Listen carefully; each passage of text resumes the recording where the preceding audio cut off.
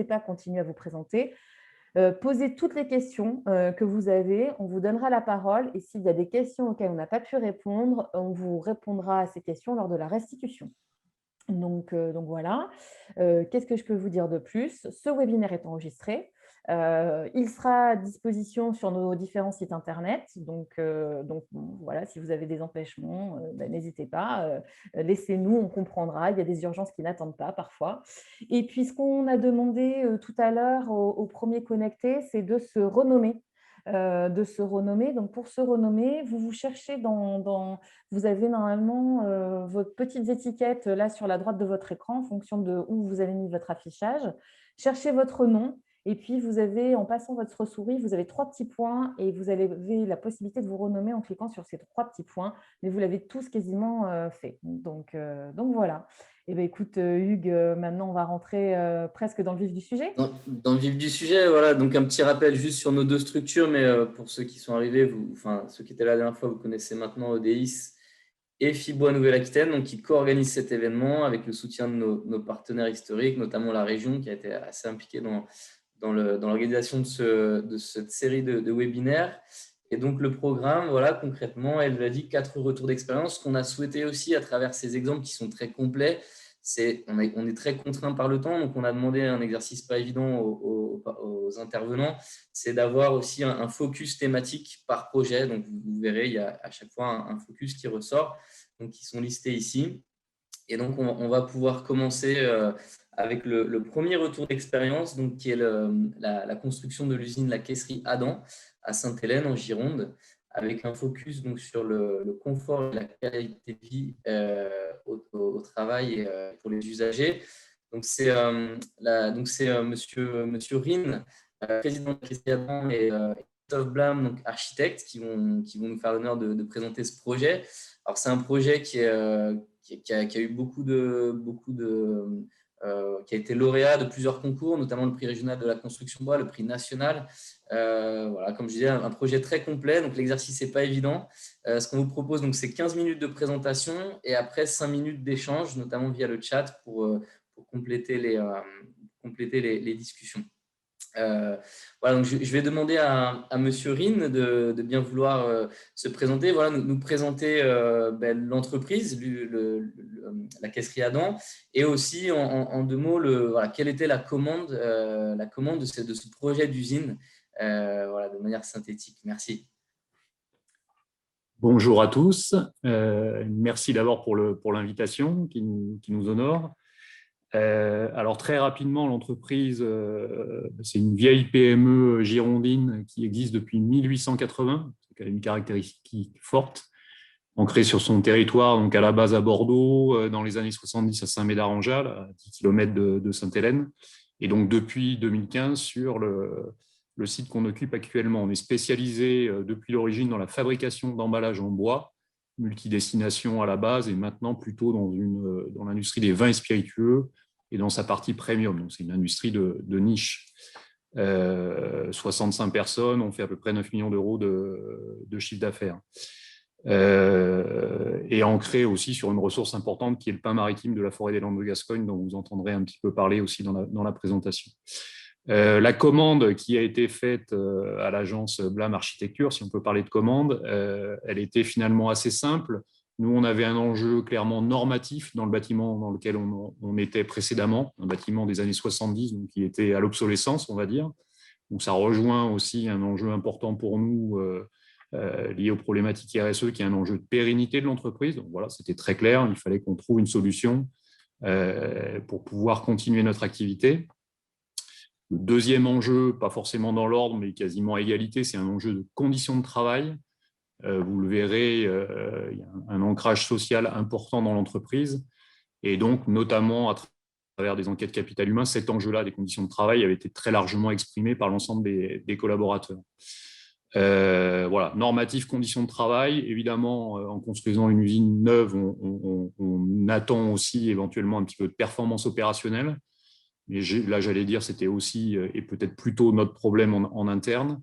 Et enfin, accessoirement, un enjeu de réassurance du client. On travaille plutôt pour des gens qui sont dans l'industrie du luxe.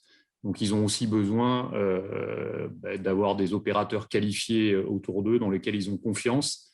Et le bâtiment et le process qu'on y met contribuent éventuellement à cette confiance-là. Il y a un enjeu de simplicité aussi qu'on avait exprimé à Christophe.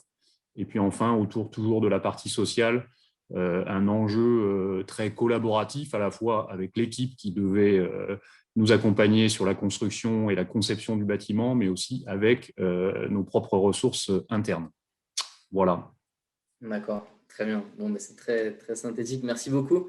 Et donc maintenant, je vais demander à Christophe Blum, donc de l'agence Blum Architecture, voilà, de présenter aussi l'agence et puis surtout voilà, comment vous avez appréhendé cette commande, si on peut parler de commande, enfin, ce projet d'usine voilà, autour de la caisserie Adam.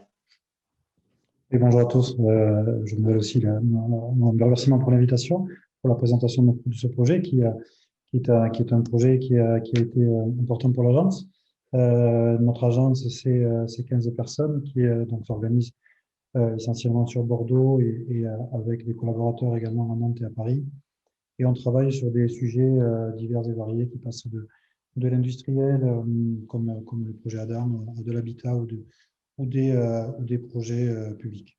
La commande de Jean-Charles, comme il l'a précisé, était claire. C'était le cahier des charges, c'était donc un outil de travail qui devait répondre à toutes les engagements que Adam, notamment au niveau de son plan RSE, donc avec une réalité de fonctionnement, une réalité de bien-être dans cette entreprise et une réalité aussi environnementale qui nous a amené à faire des choix ensemble, que ce soit avec Jean-Charles, avec d'autres prestataires, d'autres intervenants dans la construction. Je peux les citer dès maintenant, c'était DL Océan qui s'est occupé en tant que contractant général de la réalisation globale du projet, et ensuite de super partenaires qui ont été SACBA et la Syrie Lesbats qui nous a accompagnés sur ce projet.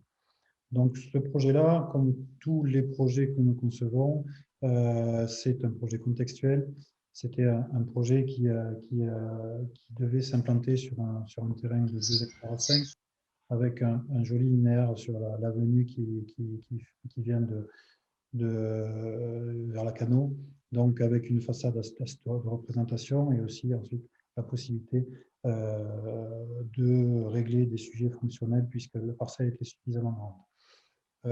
Nous avons fait une architecture sur mesure sur ce projet avec plusieurs ambitions, et la première ambition qu'on a proposée à Jean-Charles, c'est que notre projet, nous devons le faire ensemble. Et on a vite compris, de par les premières discussions, que ce soit avec Jean-Charles ou avec ses équipes, que le volet environnemental était important. Donc, on s'est penché sur le sujet de la structure porteuse du projet. Et on a très rapidement convenu ensemble qu'on sortirait du cadre du bâtiment industriel classique et d'essayer de faire avec des produits locaux. Et les produits locaux, quand on est implanté à Sainte-Hélène ou en Aquitaine, c'est le bois. Et le bois, et pas n'importe quel bois, c'est le pin maritime. Donc on a essayé depuis le début de travailler un projet en pin maritime de la forêt de Gascogne et essayer que ce soit le cœur du projet qui soit en bois et pas simplement une simple vêture qui vienne habiller le bois, qui vienne habiller le projet, mais que ce soit un élément significatif. On le voit un peu sur la photo du milieu où on voit la partie atelier, où on commence donc à avoir cette charpente à mêlée-collée avec des grandes dimensions, puisque nous avions un peu plus de 20 mètres de portée. La photo en haut à droite montre la charpente, les premiers, avant de faire le recouvert, on avait cet élément de charpente qui venait régner sur le site, et qui était un joli moment puisque ça a été un travail assez poussé pour travailler ce projet en paix maritime avec notamment, donc je les ai cités, Lesbats qui est une série que tout le monde connaît, qui a vraiment interagi avec nous pour avoir cette charpente à la collée qui est une première nationale en paix maritime. Ils ont su choisir les bois, ils ont su sélectionner ces bois, ils ont su débiter le bois aussi avec une cadence importante puisque évidemment, dans un déménagement comme ça, M. Rine avait évidemment un timing précis par rapport à sa réimplantation. Donc, on a travaillé avec cette base pour le choix du bois. Jean-Charles a fait également voilà, tout son poids dans la filière bois pour avoir ce retour de l'ESBATS. On a travaillé évidemment avec SACBAC qui, en temps record, nous a proposé des lamellés collés. Ces lamellés collés, donc fabriqués à Tonnes et ensuite transportés par camion, donc avec aussi une intention d'avoir des circuits courts. Même si on est à Tonnes, on est loin du bois qui vient du nord, notamment sur certains projets. Quand je parle du nord, c'est le nord de l'Europe. Donc, on a travaillé sur cette cadence-là pour avoir cette charpente-là et avoir cet élément structurant dans le projet.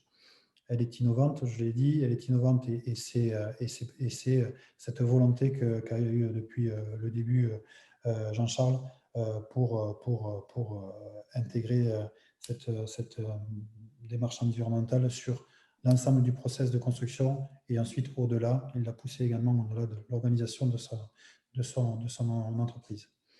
On peut passer sur le second slide. Ouais, merci. Du coup, je voulais rebondir sur la thématique du confort et de la qualité du travail. Donc, on voit clairement que sur la partie environnementale, et notamment l'engagement vis-à-vis de la filière bois locale, c'est très abouti. Bon, l'engagement du maître d'ouvrage, de par sa présence dans la filière, a contribué à ça. Et je voulais donc je me retourne vers monsieur, peut-être je vais passer à la diapo suivante, voilà, parler de ça. Mais monsieur Blum, si vous me permettez de revenir vers monsieur Rine, pour lui demander donc, cette notion de confort et de qualité au travail. Donc, le bois, j'imagine, y a contribué à travers l'enveloppe thermique. Mais voilà, comment, où est-ce que vous mettiez ce thème dans la priorité du projet? Il y a les contraintes financières aussi. Voilà, quelle place avait, vous l'avez introduit, hein, ça faisait partie des critères, mais un peu nous parler de cette notion de confort, notamment peut-être à travers l'ossature bois.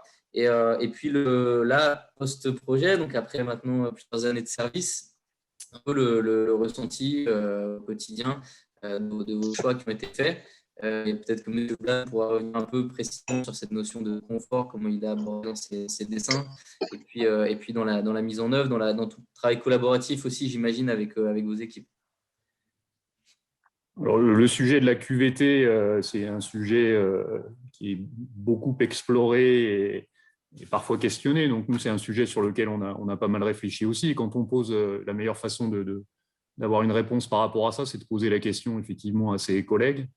Et la première des réponses est assez classique. Hein, je pense qu'on n'invente rien. C'est les gens expriment le fait d'avoir une bonne qualité de vie au travail ou un bien-être au travail correct quand ils sont contents finalement de la journée qu'ils ont effectuée, donc quand ils ont bien fait leur travail. Donc finalement, la première des questions, c'est comment on fait en sorte que les gens, quand ils rentrent dans leurs entreprises, ils aient le sentiment effectivement d'avoir le cadre pour pouvoir effectuer correctement leur travail. Donc finalement, notre démarche, elle est assez simpliste de ce point de vue-là. Hein. Elle a été de travailler avec les équipes pour savoir ce dont ils avaient besoin.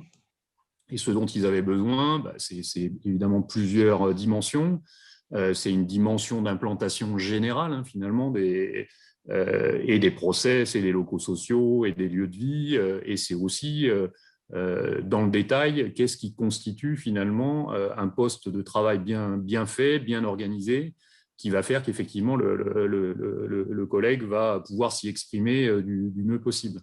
Donc tout ce travail-là, finalement, il se fait, le terme collaboratif, il est un peu galvaudé et on l'exprime aussi ici, mais il se fait par un travail finalement d'assez longue haleine. Ça nous a pris à peu près 1 an, je pense, pour bien définir ces enjeux-là. Ça nous a amené à rectifier quand même des choses importantes, notamment sur la partie de l'implantation générale et des flux de process. Donc ça, je vais dire, c'était un travail qu'on a fait en interne, mais aussi en amont avec un cabinet d'ingénierie. Donc finalement, ce travail avec l'ensemble des équipes, ça permet de rectifier des erreurs qu'on aurait pu commettre. Et voilà. Et après, au-delà de ça, c'est peut-être plutôt à Christophe de répondre. Il y avait des enjeux très techniques. Hein. Vous avez parlé de l'acharpement de bois. Effectivement, une implantation en poteau bois de structure, ça donne plus d'espace pour les flux, plus d'espace pour les postes de travail. Mais il y a les conditions acoustiques, les conditions d'éclairement. tout un tas des conditions d'ambiance aussi, tout un tas de paramètres qu'on se devait de travailler d'une façon relativement simple aussi, parce qu'on était contraint budgétairement, donc en étant aussi le plus intelligent possible collectivement. Voilà. Et là, du coup, on a eu des apports externes qui nous ont aidés sur ces sujets-là. Un cabinet d'ingénierie environnementale, un BCO2, avec quelqu'un qui s'appelle Laurent Castagnède. On a travaillé aussi avec la CARSAT sur la partie conception du bâtiment. Voilà, donc c'est ces réponses-là qui permettent finalement de donner un peu d'intelligence de ce point de vue-là, supplémentaire dans le projet. Très intéressant, merci. Monsieur Blum, si vous voulez réagir sur la partie peut-être plus technique. Je veux bien, Hugues, que tu remettes la slide d'avant. La diapo précédente, ouais, entendu. Donc, oui, notre travail d'architecte sur le projet a été pour offrir les meilleures conditions de travail aux collaborateurs de Jean-Charles. Ça a été évidemment sensibiliser sur le bois. Le côté chaleureux du bois a été évident puisque c'est la matière première qu'utilise la caisserie Adam. Donc, le retrouver dans l'atelier de production nous paraissait une évidence pour le côté environnemental, mais aussi par rapport à l'activité première d'Adam. Ça a permis aussi, grâce à ses portées, grâce au travail du lamellé-collé, et grâce au travail de dimensionnement de DL, d'avoir de grandes portées. Ces grandes portées nous offrent un plan libre, et ce plan libre il permet évidemment de faire évoluer le projet et de le rendre facilement modifiable dans le temps si Jean-Charles a un outillage différent, s'il y a une chaîne de production qui change. Donc ça, c'était un enjeu important. Et pour avoir ce plan libre, il faut aussi donc amener de la lumière naturelle pour qu'à chacun des postes, il y ait un éclairage suffisant et aussi une ambiance. L'éclairage génital a été important, il a été plus que bien dimensionné. On est assez large dans les ouvertures en toiture. Mais ce que l'on ne voit pas forcément dans cette photo-là, c'est aussi dans l'atelier, on a une fenêtre bandeau qui est au nord, qui permet aussi d'avoir un rapport avec l'extérieur. C'était assez important pour nous que depuis l'intérieur de l'atelier, on ne soit pas sur une surface complètement close et on ait une vue sur l'extérieur, puisqu'on a aussi un beau paysage de forêt en périphérie de la caisserie. Donc, ce rapport entre la lumière naturelle et la profondeur que l'on peut mettre dans le projet grâce à la lumière des fenêtres bandeaux, nous a mené, je pense, une belle dimension spatiale intérieure. Ensuite, la majorité des espaces ont été travaillés pour que cette lumière naturelle. Sur la photo en haut à gauche, vous avez la partie restauration. Donc, partie restauration qui est au cœur du projet aussi. Jean-Charles nous avait demandé de travailler sur des espaces partagés, qu'il n'y ait pas de distinction évidemment dans les cheminements entre l'école blanc et l'école bleue, c'est-à-dire les gens des ateliers. Ouais. Donc, tous ces sujets-là ont été travaillés avec des espaces conviviaux et on s'est servi du bois pour aussi rendre ces espaces chaleureux. Je n'ai pas parlé, mais l'élément de façade sur les bureaux, c'est un bardage de glace donc, qui vient du centre de la France, donc là aussi, circuit court, et une glace qui vieillit très bien dans le temps. Donc, et pour finir, peut-être pour ajouter encore un peu plus sur l'utilisation du bois et aussi donner une seconde vie à certains matériaux, il y a certains ouvrages. Dans la photo en bas à droite, vous voyez des caisses suspendues. Donc, ce sont des caisses qui ne sont pas utilisées par Jean-Charles, qui ont certains défauts, mais qu'on a souhaité suspendre au plafond et qui jouent un rôle acoustique aussi. Donc, dans le sol d'entrée, dans le sol des bureaux. Donc, voilà, l'objectif, il était vraiment de revaloriser ce bois et de l'utiliser à bon escient sur des choses qui permettent d'avoir une durée de vie et une pérennité importante pour avoir une image toujours noble de la construction. Merci Christophe, l'exercice n'est pas évident, mais on va garder quelques minutes pour répondre aux questions qui peuvent être posées. Eve, je te laisse reprendre la main dans le chat. En tout cas, merci beaucoup pour cette présentation très synthétique. On sait que ce n'est pas évident de résumer peut-être 2 ans de projet en 15 minutes. Mais en tout cas, vous l'avez très bien fait. Je pense que ça illustre bien la thématique. Eve, je te laisse, je ne sais pas s'il y a des questions. Alors, il n'y a pas de questions dans le chat, mais moi, je me pose cette question sur cette partie, je dirais, confort et qualité de vie au travail. Comment vous avez travaillé exactement avec les équipes? Vous avez mis quoi en place? Alors là, c'est peut-être à moi de répondre. En fait, on avait, nous, une équipe projet en interne qui était constituée d'une jeune ingénieure qui avait plutôt une spécialité qualité-sécurité, et puis de la responsable de la partie amélioration continue qui est arrivée aussi chez nous sur la gestion du projet bâtiment, en tout cas dans sa dimension interne. Donc, on a constitué finalement des équipes par atelier. Nous, on a, enfin, dans le process de production, on va d'une partie scierie jusqu'à une partie finition. Donc, on a constitué des groupes de travail qui ont défini précisément leurs contraintes et qui ont travaillé jusqu'à la modélisation finalement des emplacements des postes de travail dans le flux, mais aussi du poste lui-même, avec toutes les dépendances qu'il peut y avoir autour de ces postes. Donc, c'est un travail assez minutieux. Hein, c'est voilà, faire du découpage à l'échelle, du mobilier d'accompagnement, des matériels, des postes de travail en eux-mêmes, pour pouvoir permettre aux gens de visualiser les choses par rapport à l'existant, puisqu'ils venaient déjà d'un existant, et d'essayer de modéliser finalement les solutions qui leur paraissaient les plus intéressantes pour eux. Voilà. Et justement, Jean-Charles, est-ce que vous avez vu une différence au sein des équipes? Est-ce que, en tout cas, d'ambiance ou peut-être en termes peut-être d'efficacité? Enfin, est-ce que vous avez constaté quelque chose? Il y avait quand même un enjeu avec un investissement de ce type-là, qu'on ait une performance industrielle qui s'améliore. Donc ça, c'est le questionnement qu'on peut avoir dans les années qui suivent un déménagement industriel. Moi, pour tous ceux, et il y en a autour de la table qui ont connu ça ou qui vont le connaître, c'est évidemment un énorme bouleversement, et qui se traduit très rarement du benchmark que j'ai pu faire, en tout cas à l'époque, par une amélioration extrêmement rapide de la performance industrielle. Voilà, c'est plutôt l'inverse qui se passe en général, et c'est plutôt des difficultés post-déménagement qui s'annoncent. Donc nous, on a eu, paradoxalement, alors qu'on est passé finalement du milieu du XXe siècle au début du XXIe dans les conditions d'exploitation générale, on a eu aussi une forme, il faut être honnête, de dégradation finalement du climat social dans la première année, et donc de la performance. À nous, la performance opérationnelle, elle est très, très, très clairement liée, et on l'a démontré par ailleurs, à la question du climat social. Mais néanmoins, ça s'est dégradé extrêmement modestement, et derrière, on a repris finalement une courbe ascendante sur ces logiques-là. Donc moi, simplement, la conclusion très générique que je pourrais tirer de ça, c'est que si on n'avait pas effectué ce travail de préparation très en amont, en interne, avec les équipes de Christophe, mais aussi avec le contractant général DL, et si cette équipe-là n'avait pas fonctionné au plan humain d'une façon assez exceptionnelle, dans un timing qui était très court et dans des conditions financières aussi qui étaient contraintes, je pense qu'on aurait eu beaucoup de difficultés. Voilà. On n'a pas eu ces difficultés-là, et depuis, effectivement, on est plutôt dans une logique satisfaisante. Merci. Merci beaucoup. Alors, il y a plusieurs questions plutôt techniques. Donc, il y a déjà une réponse à une des questions. C'était qui est l'entreprise de charpente? Donc, c'est Groupe DL Lamécole. Hein, c'est bien ça.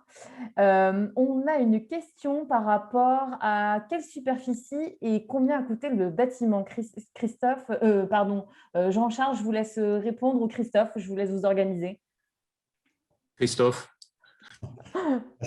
La surface totale du bâtiment, c'est 9000 m², dans lequel nous avions à peu près 350 m² de bureaux et 3000 mètres d'atelier. Le reste, c'était du stock. Donc, le coût est faussé un petit peu parce que dans le stock, évidemment, on a moins de prestations que dans l'atelier, encore moins que dans les bureaux.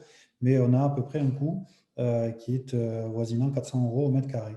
Donc, ce qui est très, très faible pour un bâtiment industriel. Mais voilà, ce rapport de prix, il faut aussi le projeter avec l'échelle du bâtiment. 9000 m², c'est pas rien. des projets industriels de 9 mètres carrés, il n'y en a pas non plus. Voilà. Donc attention à ce ratio-là, il est dû à l'échelle et au fait qu'on ait une partie stockage qui est à peu près de moitié de la surface. Voilà. Oui. Merci. Il y a une question peut-être 2 en 1 sur la côté enveloppe, qui est peut-être pas la même sur la partie atelier que sur la partie bureau, mais qui, voilà, savoir de quoi est constituée l'enveloppe extérieure du bâtiment. Et alors, s'il y a une question précise sur l'enveloppe extérieure du bâtiment des ateliers, mais aussi liée au confort d'été. Quels isolants vous avez utilisés, si vous pouvez nous dire rapidement? D'accord. Alors ça c'est un petit clin d'œil que l'on fait sur la construction bas qui est chouette parce que toujours utiliser le bois à bon escient et on voit bien qu'on a été récompensé sur un prix national et régional sur le projet, mais c'est un projet qui est habillé de métal. Donc c'est assez marrant dans le contexte de dire qu'on est prix national, enfin, récompensé nationalement pour le bois, mais c'est justement la démarche qu'on a fait, c'est-à-dire que le bois, il était vraiment au cœur du projet et c'est la structure. Le reste est du bardage parce que économiquement, il a fallu trouver un équilibre financier sur cette opération et le lamellé-collé a coûté légèrement plus cher qu'une charpente métallique, donc il a fallu compenser et trouver un bardage en cassette alu sur une partie. Ensuite, le concept du projet, c'est que sur cette façade, qui est la façade d'entrée, qui est la plus visible, on a une structuration avec le bardage métallique, on crée du mouvement sur ce bardage-là, on a des lignes assez tranchées sur la partie bureau. Sur le reste, que ce soit sur la partie réception de la matière première et tout le tour, on est assez banalisé, on a un bardage métallique. Donc voilà, mais c'était aussi un clin d'œil que l'on voulait donner au process de fabrication de caisses en bois, c'est-à-dire que la matière première, elle arrive très brute et elle finit avec une finition exceptionnelle sur les caisses en bois qui sont livrées ensuite à tous les clients de Jean-Charles. Et nous aussi, on a voulu retranscrire ça, c'est-à-dire que notre bardage extérieur était très banalisé sur la partie arrivée de matière première et ensuite il se transforme progressivement pour prendre l'image que vous avez sur le visuel avec un projet assez architectural sur l'entrée. Voilà. Ensuite, au niveau des isolants, je vais être clair, je ne me rappelle plus. Je sais plus du tout. Je vous répondrai Je vous propose de vous renvoyer la fiche la fiche du projet qui est très détaillée sur le prix régional de la construction bois. On les enverra en complément. Vous pourrez aller voir le loisir d'aller fouiller tout ça. Merci encore Christophe et Jean-Charles pour cette présentation. Une précision. Voilà, s'il y a des questions, on viendra vers vous. Excuse-moi, je me permets une précision parce qu'on pose la question, Puzzle AMO, quand on parlait du coût, est-ce que vous êtes plutôt en coût de travaux ou en coût d'opération sur les chiffres que vous nous avez annoncés? Coût de travaux. Coût de travaux, voilà. Il y avait une question sur la partie ventilation posée par François. On y reviendra si on a le temps tout à l'heure et on enverra la réponse dans la restitution. Donc, je vous rappellerai, Christophe.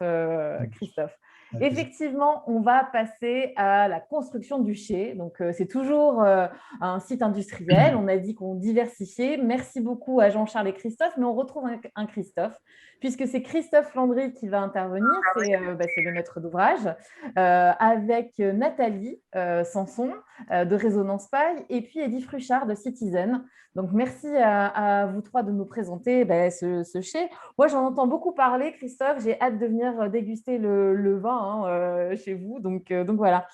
Est-ce que, Christophe, vous pouvez nous expliquer la genèse de ce Clos du Four? Pourquoi vous êtes questionné? Comment vous êtes questionné sur la construction de ce chai? Et pourquoi vous avez fait des choix qui sont notamment le biosourcé pour la construction de votre chai? Alors, bonjour. Donc moi, je suis viticulteur depuis les années 80. Je suis propriétaire du Château des Graviers et c'est une possibilité d'augmentation de surface au départ de vignes qui a motivé soit l'extension des bâtiments existants, soit la construction de notre bâtiment. Et donc, pourquoi j'en suis arrivé à la paille, c'est que finalement, après une étude, géopédologique, faune, flore du secteur où potentiellement on pouvait planter de la vigne. On s'est aperçu que c'était un secteur qui était très, très riche, et donc en biodiversité, j'entends. Et donc, le projet a été de créer un vin qui représente et qui décrive vraiment le mieux possible ce terroir qui est très singulier. Et donc, ça, j'ai mis à peu près 5 ans avant de franchir le pas et donc de lancer la construction du bâtiment. Et pendant ces 5 ans, entre autres, j'ai été en Bretagne et j'ai visité, et même on me l'a loué un petit moment, une maison en paille porteuse avec des enduits, sable et argile. Et donc, rapidement, on s'est aperçu que cette maison, on y était au mois de juillet, il y avait une fraîcheur naturelle dans la maison, une ambiance très, très agréable par un maintien de l'hygrométrie dû aux enduits en argile qui accumulent quand il y a excès d'hygrométrie et restituent quand il y a un déficit. Donc, pour moi, ça me semblait une évidence sur ce lieu de chercher une construction dans cette voie, quoi. Voilà. Et au-delà justement de cette recherche, je dirais, de respect de l'écosystème environnant, est-ce qu'il y avait un besoin de caractéristiques techniques pour le stockage de votre vin, pour la production du vin? Alors là, la caractéristique, c'était donc dans le process, entre autres, de tout faire par gravité, c'est-à-dire d'enlever au maximum l'utilisation d'électricité dans le bâtiment. Donc, que ça soit là aussi pour l'éclairage, que ça soit pour la régulation thermique et des cuves et de l'atmosphère, de l'ambiance du chai. Voilà, c'était les caractéristiques que je m'étais imposées, c'était cela. C'est pour ça qu'il y a une fenêtre qui relie le toit et le mur en parpaing, ce qui permet pour les vendanges, quand on travaille, de travailler juste avec la lumière ambiante, quoi. Voilà.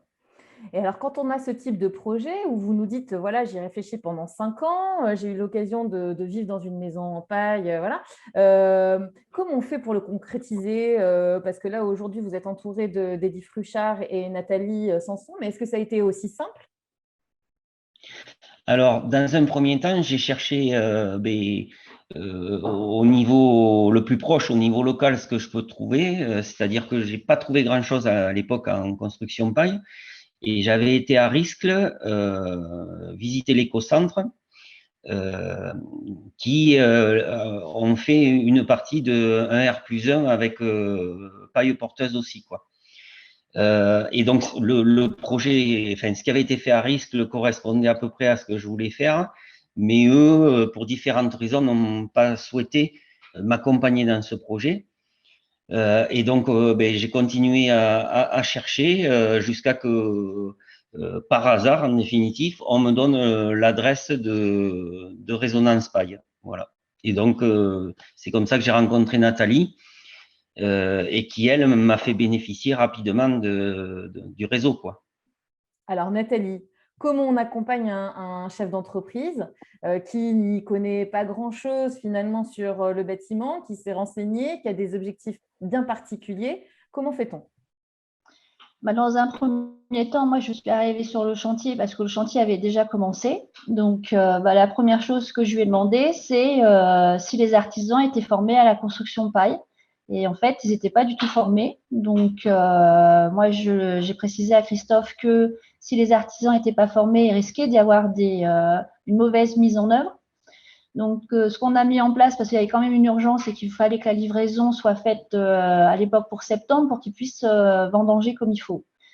Donc, en fait, la filière Résonance Paille est là pour accompagner les professionnels du bâtiment à la mise en œuvre des boîtes de paille en passant par la formation ProPaille. Donc, ce que je lui ai proposé, c'est d'organiser une formation directement sur le chantier et de former les artisans du projet.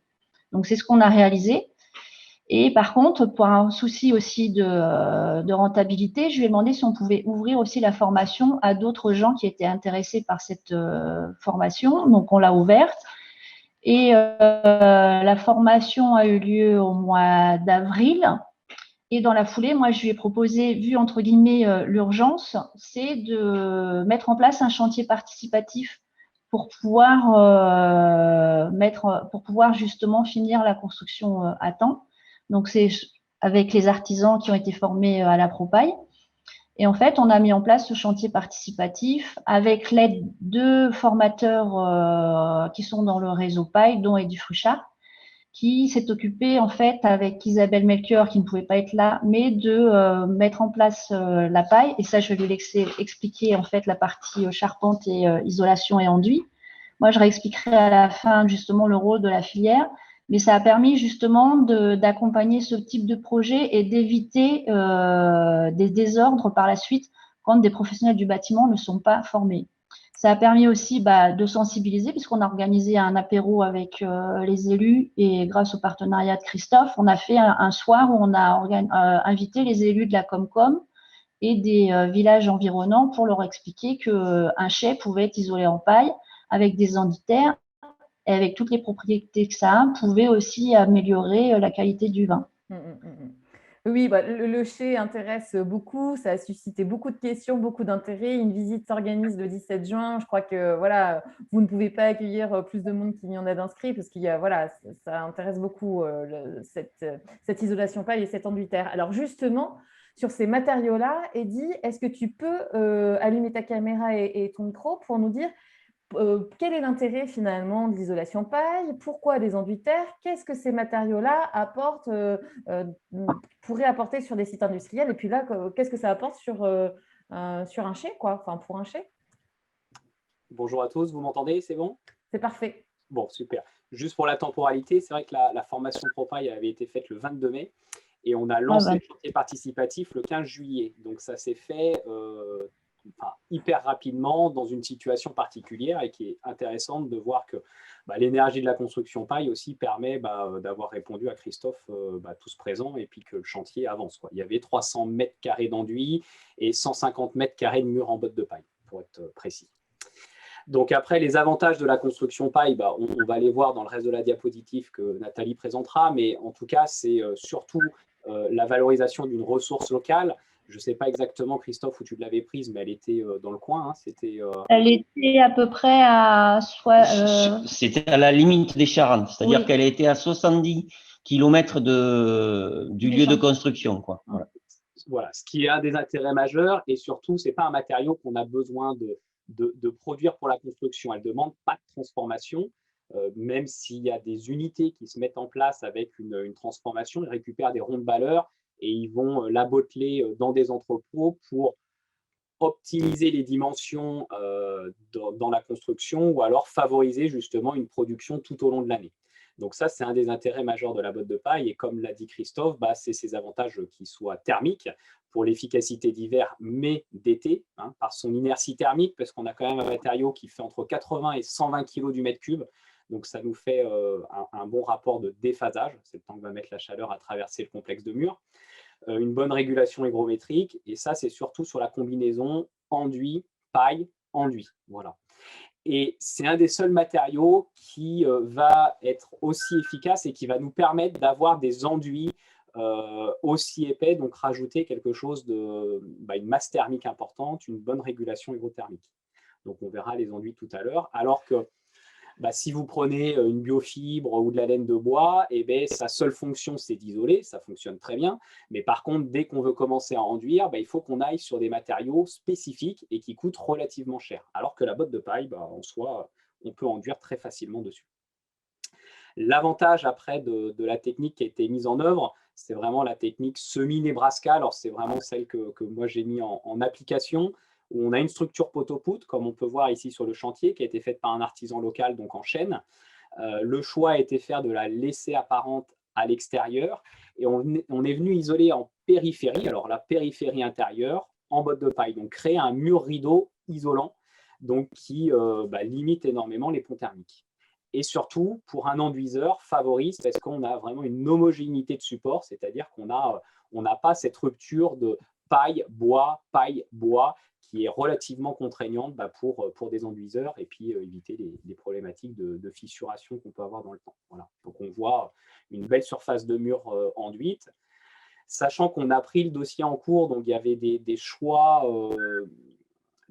qui avaient été faits par Christophe parce que du coup, je ne sais pas si on peut le dire, l'accompagnement de départ, c'est là qu'on voit que c'est important de faire des formations ProPaille très tôt dans le projet, pour en tout cas, là en l'occurrence, la maîtrise d'œuvre, pour justement affiner ces détails techniques. Là, c'est Christophe qui avait fait les choix, qui étaient pertinents, mais on aurait pu les adapter pour économiser un petit peu d'enveloppe budgétaire sur des choix techniques. Merci. Nathalie, Eddy, quel est l'intérêt d'être accompagné pour un tel projet en quelques mots? L'intérêt d'être accompagné, c'est surtout que dès qu'on pense à intégrer le matériau paille en fait, dans un projet, c'est de rechercher s'il y a une filière existante en région pour pouvoir très en amont justement sensibiliser la maîtrise d'ouvrage, parce que c'est important aussi de sensibiliser la maîtrise d'ouvrage, et de pouvoir aussi trouver des professionnels du bâtiment qui, sur du cadre du marché public, vont pouvoir répondre à des appels d'offres et de les accompagner quand on a des grandes entreprises de charpente à se former à la ProPaille. Et le but derrière, c'est justement de montrer que c'est possible, de montrer qu'en faisant de l'animation et des visites de chantier, on peut rencontrer les maîtrises d'ouvrage et les équipes sur les projets pour leur poser les questions, que le réseau est là justement pour accompagner ce type de projet. Et Résonance Paille, en fait, existe depuis 2013 maintenant. Et la première année, on a fait un état des lieux de la production agricole pour pouvoir sécuriser ce type de marché. C'est-à-dire qu'on sait à l'heure actuelle qu'en Nouvelle-Aquitaine, on tourne à peu près avec une trentaine d'agriculteurs sur qui on peut compter. Et je voulais vous mettre la carte. Et on sait les départements qui vont pouvoir fournir des départements sur lesquels la paille va être un peu en déficit. Donc, ce travail a été fait grâce justement au portage d'ODIS, parce que pendant 2 ans, ODIS nous a apporté grâce à des financements régions. Et on continue ce travail-là en mettant en place surtout de l'animation, des rencontres. Il y a une grosse partie rencontres régionales qu'on fait tous les ans avec Fibois. Maintenant, ça fait 2 ans qu'on fait un partenariat avec Fibois Nouvelle-Aquitaine où on propose aux équipes de projet de venir parler justement, de faire des retours d'expérience, de faire des rencontres. Parce que le but, c'est aussi quand il y a des marchés publics qui sortent, qu'il y ait des entreprises qui se répondent et de sécuriser toute la partie approvisionnement. Merci Nathalie. Donc, projet paille, n'hésitez pas, appelez Résonance Paille, c'est ce qu'on entend. C'est ce qu'on entend à travers ton témoignage. On a des petites questions techniques. Le temps défile très, très vite. On a des questions techniques. Et je crois qu'il y en avait une par rapport à la stabilité au feu.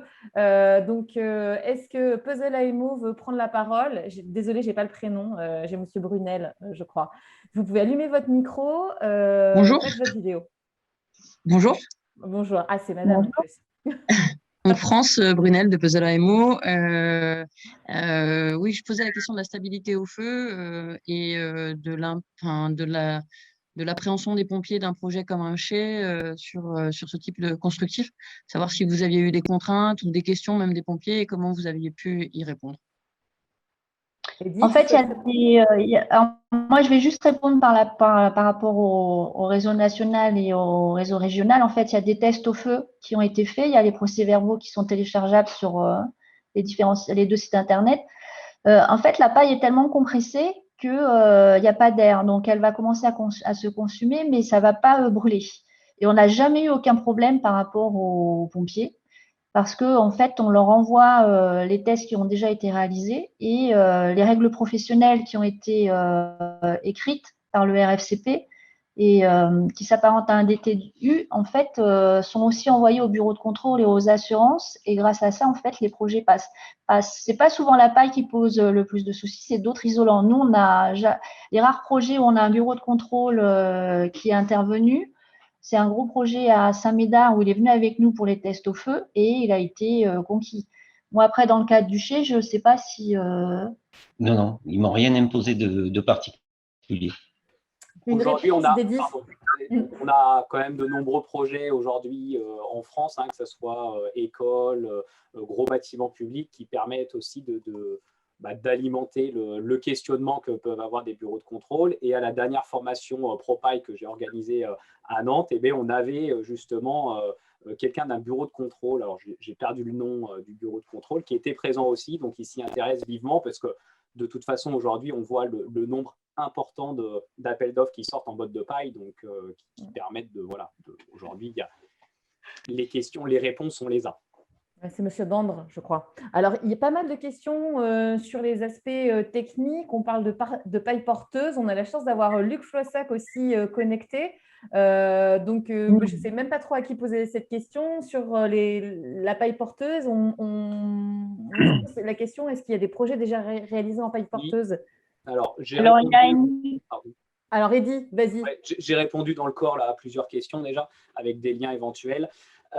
Du coup, on n'est pas sur une paille porteuse, on est sur une technique mixte, c'est-à-dire la paille est autoporteuse, mais elle est quand même reliée structurellement à la charpente poteau-poutre par une ossature secondaire, mais très, très légère. Il y a plusieurs bâtiments en paille porteuse qui ont été faits, y compris en France, sur de la botte de paille qui fait 36 par 46, donc de la petite botte de paille entre guillemets classique, dont une dans le bassin parisien avec garantie décennale. Et il y a aussi une école, alors ça, Nathalie a peut-être plus l'exemple, dans le 80. Alors, il y a une école qui est sortie à Rosny-sous-Bois, où c'est la maîtrise d'ouvrage était de la collectivité. Il faut savoir une chose, la technique de la paille porteuse n'est pas pour le moment dans les règles professionnelles. Donc là, le choix a été fait de la collectivité, a pris le risque parce qu'ils voulaient tester ce choix-là, cette technique. Donc, ils ont été très bien accompagnés par la filière régionale, le collectif IDF. Ils sont tellement contents de cette technique et du ressenti et des caractéristiques techniques là qu'ils partent sur le centre de loisirs justement en paille porteuse. Mais là, c'est un risque qu'a pris la collectivité et tant mieux. Justement, là, c'est ce qu'on demande aussi aux maîtrises d'ouvrage, c'est de prendre entre guillemets des risques, mais en étant très bien accompagné, très en amont. Dès que la paille a été choisie, le réseau et les filières régionales sont vraiment là pour accompagner ces types de projets. Merci beaucoup. Luc, un mot pour compléter ce qui vient d'être dit et je vais vous proposer de passer à la suite du webinaire. Donc, c'est pas vraiment un risque. Je crois qu'il ne faut pas le présenter comme ça. Si on souhaite de faire de la paille porteuse, dans ce cas-là, il faut faire des calculs avec un bureau d'études de structure qui va valider un principe constructif. Et donc, dans ce cas-là, ensuite, on rentre dans le cadre classique des bâtiments. Donc, on peut faire un bâtiment en paille porteuse en étant en n'étant pas un aventurier, on n'est pas parti pour faire n'importe quoi. Simplement, il faut se faire accompagner par des gens qui sont compétents pour faire les calculs qui vont bien. Merci. Bon, mais écoutez, merci beaucoup. Je crois que la paille a été mise à l'honneur encore une fois aujourd'hui. Merci à nos trois intervenants et à Luc Floissac. Alors, il faut savoir que la paille n'est pas le seul matériau biosourcé, donc n'hésitez pas à vous renseigner. Fibois ou ODIS, on sera là pour échanger avec vous sur vos projets. Hugues, je te laisse prendre la main. Merci à tous pour cette belle présentation. Donc, on va maintenant laisser Kevin Franco, donc, qui est Emmanuel Druon nous en a vanté tous les mérites, donc tu as un peu de pression, Kevin. En tout cas, tu es aussi acteur au sein de Pocheco. Tu connais bien ce bâtiment qui nous a été un peu présenté dans la première session du webinaire par Emmanuel. Un bâtiment qui a un bâtiment, une usine zéro déchet. Plein d'avantages et on te demandait aussi de nous aborder un point qui nous est cher, c'est la gestion de l'eau et l'économie de l'eau qui a été prise en compte. C'est un point que tu aborderas dans ta présentation. Bienvenue parmi nous. Donc c'est à toi de jouer maintenant et puis 15 minutes plus les questions-réponses. Merci. Très bien, bonjour Hugues, merci beaucoup de me laisser intervenir aujourd'hui. Donc oui, je remplace Emmanuel, que vous avez eu l'occasion d'entendre il y a un petit mois maintenant. Donc pour rappel, Pocheco, très rapidement, nous sommes un industriel du nord de la France, basé à côté de Lille, et plus précisément à Forêt-sur-Marque, un petit village de 1500 habitants, industriel qui fabrique des enveloppes en papier qui existent encore aujourd'hui. On espère pour quelques années encore, pour le temps de la transition chez nous, mais qui reste notre métier principal. Et une usine qui se trouve au cœur d'un village. Alors moi, dans l'entreprise, je fais partie du comité de pilotage. Donc auprès d'Emmanuel, on a un peu une organisation hiérarchique très simple. On a un comité de pilotage et l'ensemble de l'équipe derrière qui y travaille, donc à peu près 80 personnes aujourd'hui. Et donc je fais partie de ce comité de pilotage et je développe avec ma collègue Elodie depuis plus de 10 ans notre activité qui s'appelle Ouvert, comme le mot tout simplement, qui accompagne entreprises et collectivités dans cette transition écologique, et plus généralement sur la RSE. Et le bâtiment, c'est un des sujets importants chez nous et un des sujets sur lequel on a beaucoup travaillé. On a abordé la question du bâtiment, c'était en 2008. Alors moi, je suis arrivé juste après, mais j'ai connu quand même le site d'origine, puisque peut-être pour commencer cette présentation, je peux vous dire que notre site date de 1848, une vieille usine qui à la base a été construite pour fabriquer des sacs en toile de jute qui servaient à conditionner les pommes de terre et les carottes qui étaient produites autour de cette usine. Donc Forêt-sur-Marque n'existait pas en 1848, le village c'était l'usine au milieu des champs. Donc développé pour ça sur une surface d'à peu près à l'origine de 7000 m², avec l'utilisation de briques et de tuiles en toiture. Il reste notamment sur l'image que je projette, j'essaie de montrer avec mon pointeur, ici les structures de toiture auparavant qui sont des sheds très classiques dans la région, où on mettait sur les pans sud des tuiles et sur le nord, on créait des verrières, des ouvertures de lumière pour apporter cette lumière naturelle sur le site. Je suis arrivé en 2010 sur le site et tout le bâtiment industriel était composé de ces toitures-là qui avaient plus de 150 ans et on rencontrait plusieurs problèmes par rapport à ça. C'est que dès qu'on avait du vent à l'extérieur, le vent passait à travers la toiture et allait dans l'usine et faisait même tomber des morceaux de toiture. Donc on devait mettre des filets au-dessus des machines où travaillaient nos collègues. J'ai été interpellé aussi lors de ma première visite. J'ai demandé pourquoi on a autant de scotch par terre en forme de croix. Enfin, c'est quoi l'intérêt? Il m'a dit c'est simple, quand il pleut, il faut bien qu'on sache où mettre les seaux pour éviter d'être inondé. Donc on avait ce côté-là. Et bien sûr, trop froid l'hiver, trop chaud l'été. Enfin, on avait même notre collègue Franck, qui était responsable de production à l'époque, qui distribuait des Mr Freeze en été pour essayer de rafraîchir nos collègues. Donc c'est des conditions compliquées, mais personne ne se plaignait. Mais c'était plus acceptable à un moment. Donc il fallait agir et changer les choses. Et donc on a évolué, enfin on a rénové le bâtiment étape par étape. La première étape qui était plutôt en fonction de nos moyens de l'époque et peut-être aussi première approche sur le bâtiment, on a rénové des bureaux qui faisaient à peu près 200 m² sur un site qui, donc au départ 7 000 m² et 2010 plutôt 10 000 m², donc 200 m² de bureaux dans lequel je suis installé, donc derrière moi. Vous voyez le plafond du bureau qui a été rénové en 2008. Où on a créé beaucoup d'ouvertures de lumière et surtout installé notre première toiture végétale. Je ne vais pas beaucoup parler de toiture végétale parce que Hugues me disait que la thématique, c'était autour de la gestion de l'eau. Et c'est une des raisons pour laquelle on a choisi de s'orienter vers cette technique de toiture. Donc 200 m², rénové en open space avec une toiture végétalisée déployée, où la difficulté qu'on a rencontrée à l'époque, c'est qu'aucune entreprise ne voulait prendre le risque d'installer une toiture végétale sur le site et on n'a même pas eu le droit à une garantie décennale. Mais on a pris le risque quand même parce qu'on était intéressé par cette technologie dont je citerai les avantages juste après, en tout cas plutôt en fin d'intervention. Donc, on prend le risque de cette toiture. Et premier constat aussi, c'est que dès on pense mettre en place une solution intéressante d'un point de vue écologique, environnemental, notamment cette toiture, on s'est vite rendu compte, en questionnant notre conservatoire botanique à proximité du site, que l'entreprise qui nous propose la toiture avait sur les 12 espèces, donc c'est des sédums, donc plutôt plantes grasses et rampantes qui étaient proposées, il y en a 7 qui étaient invasives pour la biodiversité locale.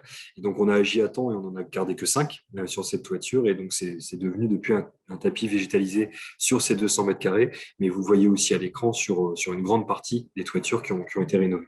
Donc, ça, premier chantier. Deuxième chantier, 2010, auquel j'ai pu participer, c'est la toiture où on voit les panneaux solaires qui sont installés notamment en pan sud. Donc, on a, pendant 1 an et demi, continué à produire des enveloppes sous le toit tout en rénovant l'ensemble de la toiture. Donc, on a créé un platelage métallique au-dessus des machines. On a démonté toute l'ancienne toiture en mettant beaucoup d'énergie et d'investissement aussi sur le tri de tous les éléments que composait cette toiture, donc principalement le bois, la tuile et un peu de métal aussi. Toute la tuile a été concassée et réutilisée comme substrat sur la toiture végétale, mélangée aussi à de la roche volcanique, de la pierre de Pouzolan pour y planter par la suite les sédums. Et tous les autres éléments on s'est assuré du recyclage derrière. Et donc, ensuite, on a recréé une toiture, un peu sur la même configuration. Donc, on a recréé des sheds, mais avant, on en avait 12. On n'en a recréé que 3. 3 plus grands, sur lesquels donc, on a installé des panneaux photovoltaïques face sud, à peu près 700 mètres carrés sur cette phase-là, et sur le bâtiment qui est plus au nord, enfin, plus en haut de l'image en tout cas, on a installé 800 mètres carrés supplémentaires. Des panneaux solaires qui, à l'époque, on était obligé de revendre l'énergie produite par le bâtiment. On l'utilise parce qu'elle est réinjectée au plus proche de là où c'est produit, mais dans les papiers, sur les papiers en tout cas administrativement, elle est réinjectée dans le réseau. Mais l'idée, c'était de tendre vers l'autosuffisance en termes d'énergie. Donc des panneaux qui ont 11 ans aujourd'hui et qui produisent à peu près 230 à 240 000 kWh d'électricité chaque année. Et on nous disait, oui, mais des panneaux solaires dans le Nord, est-ce que c'est vraiment la bonne idée? Et on a trouvé une technologie qui était de conception japonaise, mais fabriquée en Allemagne, qui réagit à la fois au rayon du soleil, donc la technologie cristallin, couplée à une technologie amorphe qui, elle, réagit à un météo qu'on connaît bien chez nous, le temps gris, donc la luminosité ambiante. Je vous dis ça aujourd'hui, alors qu'il fait 28 degrés, on est plein soleil, on est vraiment perdu dans le nord aujourd'hui. Donc voilà, c'est l'idée. Mais l'idée de cette toiture, c'était coupler de la végétalisation, des panneaux solaires, retrouver des puits de lumière naturels qui ne noircissent pas avec le temps et qui laissent passer vraiment cette lumière, du rafraîchissement d'air naturel aussi dans le site, enfin dans l'atelier pour éviter les surchauffes. Et tout ça cumulé fait que notre toiture, plutôt qu'un format classique moins cher, jusqu'à 2 fois moins cher, qui aurait été à peu près 1 million d'euros, où on aurait économisé au mieux 25 à 30 000 euros par an. Là, on a investi 2 millions d'euros, donc beaucoup plus cher quand même au départ, mais on gagne 200 000 euros par an grâce à la production d'électricité et toutes les économies qui sont faites autour. Donc, on s'est plutôt orienté vers ce choix-là, et ce qui fait que notre toiture, en 10 ans, elle est remboursée. Et là, maintenant, depuis 1 an, on commence à gagner de l'argent, en tout cas, vraiment bénéficier de cette économie directement. Donc ça, de manière assez large, voilà ce qu'on a produit sur le bâtiment. Et en termes de chiffres, oui, donc on produit de l'électricité et pour tendre vers l'autosuffisance. Donc en fonction de nos productions et autres, on est à peu près à l'autosuffisance d'un point de vue électrique si on se dit qu'on consomme produit autant qu'on consomme. Vous avez compris le cheminement économique. Encore 9 ans aujourd'hui, on réinjecte l'électricité dans le réseau. On a une surface de site qui est végétale à 85%, alors qu'on était plutôt à 5% quand on a démarré les travaux. On apporte un confort de travail qui est vraiment, qui a été marquant pour l'équipe. L'équipe a compris le projet de Pocheco et la démarche RSE au moment où ils ont découvert la nouvelle toiture. On a enlevé le faux platelage ici à l'intérieur du bâtiment pour laisser rentrer la lumière. Et c'était un jour du mois de mai, à peu près, il y a 11 ans, à peu près jour pour jour, où il faisait un peu plus de 30 degrés dehors. Et ils se sont dit, mais il fait 22 dans l'atelier, on a de la lumière qui rentre et c'est confortable. On a compris le projet, on a compris aussi que c'était pour nous. Donc, on a rempli nos objectifs à ce niveau-là. Et également, donc, point de vue énergie, point de vue biodiversité, point de vue confort au travail. Et j'en viens sur le dernier aspect qui est la gestion de l'eau. On a, dans le Nord, la chance aussi d'avoir une pluviométrie qui est intéressante pour ça. Et pour nous, en tant qu'industriels qui ne consomment pas beaucoup d'eau au final, puisque fabriquer une enveloppe, c'est beaucoup d'outils mécaniques, de découpe, de collage, d'impression. La seule eau qu'on consomme, c'est pour le nettoyage de nos machines. On consomme à peu près 1000 mètres cubes à l'année d'eau, qui aujourd'hui, toutes les eaux hors contact avec la peau, donc hors douche et lavage des mains, et de l'eau de pluie qu'on collecte depuis nos toitures. Avantage d'une toiture végétalisée parmi d'autres, c'est que quand on a des grandes pluies d'orage en été, comme on nous annonce des orages en fin de semaine, 70% de l'eau va être tamponnée par la toiture et ne va pas ruisseler sur les toits et surcharger les réseaux aux alentours. Donc elle va être absorbée par cette toiture, une partie va être évapotranspirée et nous on récupère le surplus qu'on stocke dans des cubes. On a 100 mètres cubes de réserve d'eau pluviale qui nous permettent de tenir 1 mois et demi sans pluie. Ce qui nous arrive rarement, ça arrive de plus en plus, mais rarement quand même, donc on a une certaine autonomie là-dessus. Donc l'eau de pluie, elle va nous servir, donc l'eau de pluie qui nous tombe sur le toit mis dans des cuves, va nous servir pour laver nos machines, va nous servir pour les sanitaires, va nous servir aussi pour rafraîchir le site en été. Le petit appareil que vous voyez sur la droite ici, c'est un système adiabatique. On a des filtres en papier cartonné à l'intérieur qui sont humidifiés grâce à cette eau de pluie et l'air chaud qui passe au travers se rafraîchit naturellement et rafraîchit l'air à l'intérieur de l'atelier grâce à un petit ventilateur qui active ça. Donc on n'a pas de gaz réfrigérant ou de toutes sortes de gaz sur le site, on se rafraîchit uniquement grâce à l'eau de pluie et ce petit système électrique qui fonctionne. Elle nous sert également pour diluer nos encres avant la production. Donc ça a été possible parce que nos encres sont à base d'eau et non toxiques. Et donc, on dilue à l'eau de pluie et on fabrique. Et enfin, elle peut nous servir aussi quand on a besoin d'arroser nos espaces verts, puisque 85% de végétalisation avec beaucoup de cultures maraîchères, mais ce n'est pas le sujet aujourd'hui, on a besoin d'eau à certains moments et on l'utilise pour ça. Donc, toutes nos eaux de process, on va dire industriels, sont à la base d'eau de pluie. La seule eau du réseau, c'est l'eau pour employer. Et si on continue ce cycle de l'eau, donc avec la goutte d'eau de pluie qui tombe directement sur le toit, donc collectée dans des cuves qui nous servent pour différents usages et notamment le lavage de nos machines, cette eau circule. En fin de vie, elle est chargée en encre et en colle, mais non toxique, mais nécessite un traitement. Avant, il y a plus de 20 ans, quand on avait des encres toxiques et des colles toxiques, notre eau partait pour un traitement industriel dans une cimenterie où on venait incinérer nos eaux de lavage, pour vous dire un peu la qualité des eaux qu'on rejetait. Aujourd'hui, encre non toxique, colle non toxique, cette eau est traitée directement par des bambous qui sont installés à l'entrée de l'usine sur une surface de 200 mètres carrés. Et c'est le système racinaire des bambous qui vient traiter et nettoyer la recharge, la charge on va dire, pas en polluant, mais en éléments organiques à l'intérieur de l'eau. Et les bambous se développent grâce à ça. Et dès qu'ils arrivent à maturité, on les découpe, on les transforme en pellets et on peut se chauffer avec derrière. Donc c'est ça un peu le cycle d'eau dans l'entreprise, c'est qu'on a l'eau de pluie qui nous tombe sur la toiture, qu'on récupère, qu'on utilise, qu'on nettoie à travers les bambous. Et le bambou pousse grâce à cette eau et nous permet de créer une ressource en chauffage. Alors, pour nous, pas suffisant par rapport à l'usine, mais en tout cas, sur le principe, voilà où on peut arriver en termes d'exploitation. Donc, c'est le bâtiment, pour nous, donc vous avez compris à ça, qu'il y a à la fois une notion de confort au travail, qui est très importante, l'apport de biodiversité, l'apport de confort thermique, l'apport de lumière, l'apport d'ouverture sur le bâtiment, l'utilisation aussi de matériaux naturels tels que le bois, tels que la paille au milieu de l'usine. Malgré que les murs ont la nécessité d'être coupe-feu, c'est possible d'utiliser la paille pour répondre aussi aux questions précédentes. La baisse de l'impact sur l'environnement, donc avec ces matériaux locaux, mais aussi la baisse des consommations énergétiques et l'apport de biodiversité qui en fait partie également, et une recherche de productivité sur la partie bâtiment. On sait que c'est un investissement cher, lourd, qui n'est pas souvent rentable, ou en tout cas qui est plutôt à perte pour une entreprise. On a essayé de chercher des éléments productifs pour que ce soit un nouvel outil et une nouvelle machine au cœur de cette usine industrielle. Merci beaucoup, Kevin. C'est très intéressant. Il y a tellement de choses à dire. Bravo pour le travail de synthèse. On a du coup le temps pour quelques questions. Il y en a déjà qui ont été posées, me semble-t-il, via le chat, notamment sur la surface que représente la toiture. Alors, oui, peut-être la proportion végétale. Enfin, voilà, la question, c'est quelle est la surface totale de la toiture en mètres carrés. Et aussi, il y avait une question sur les panneaux photovoltaïques, si vous aviez des infos sur le niveau d'autoconsommation et le rendement. D'accord. Alors, au niveau de la surface du site, notre site est installé, je reprends cette illustration-là, on a 28 000 m² de terrain en tout. Le bâtiment représente plus ou moins 9 000 m², entre 8 et 9 000 m² aujourd'hui. La surface des premiers bureaux qui ont été rénovés, qui se trouvent à gauche du bâtiment, font à peu près 200 m², et la première surface de toiture rénovée, c'était 4 400 m².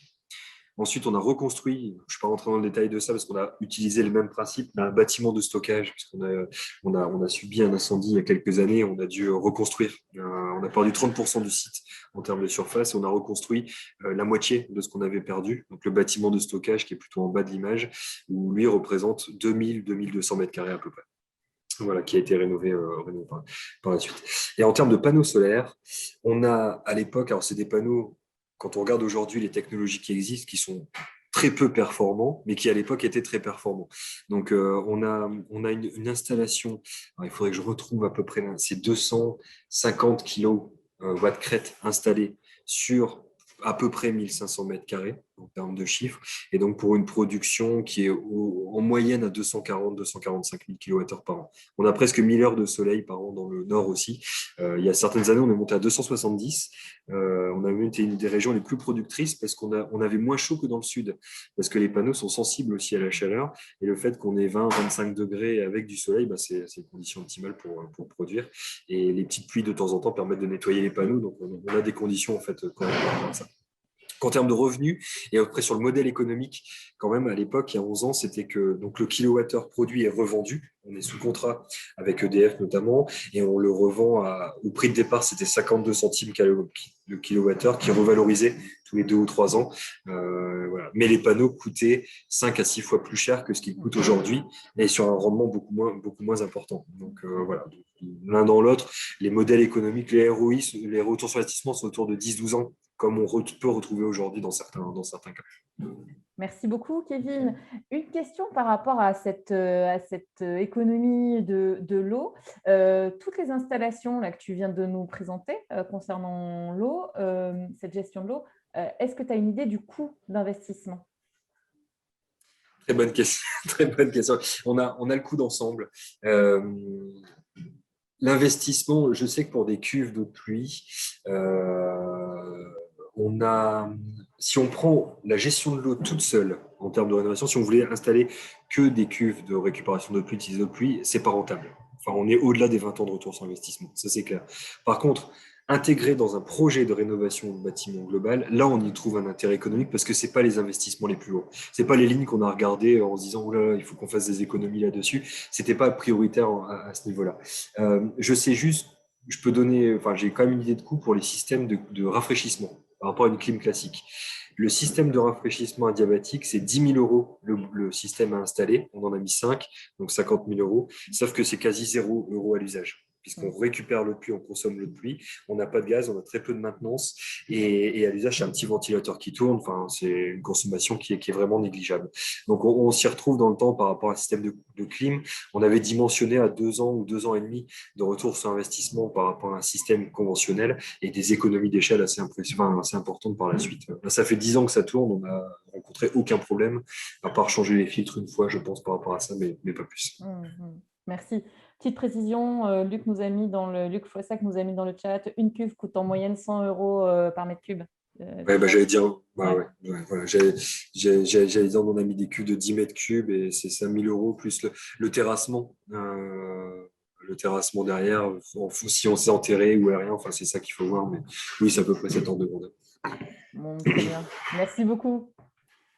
Merci Kevin. Bon, c'est l'avantage des visios de pouvoir aller chercher des personnes et des ressources comme ça assez loin de chez nous, sans forcément avoir à se déplacer. Bon, c'est l'un des seuls avantages, mais on en profite bien aujourd'hui.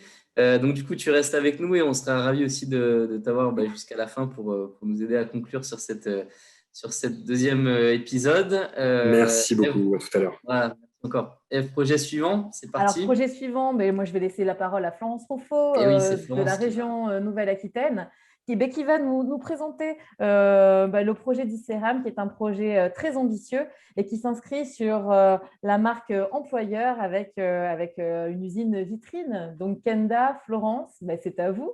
Merci. Oui, merci. Merci. Puis bonjour à Kinda et merci d'avoir accepté cette invitation. Alors là, après effectivement l'Aquitaine, le Nord, nous voilà, on atterrit sur Limoges pour clôturer ce deuxième webinaire avec un projet là de construction d'un site industriel qualifié d'usine du futur, donc projet porté par l'entreprise Iceram. Alors Kinda, êtes-vous parmi nous?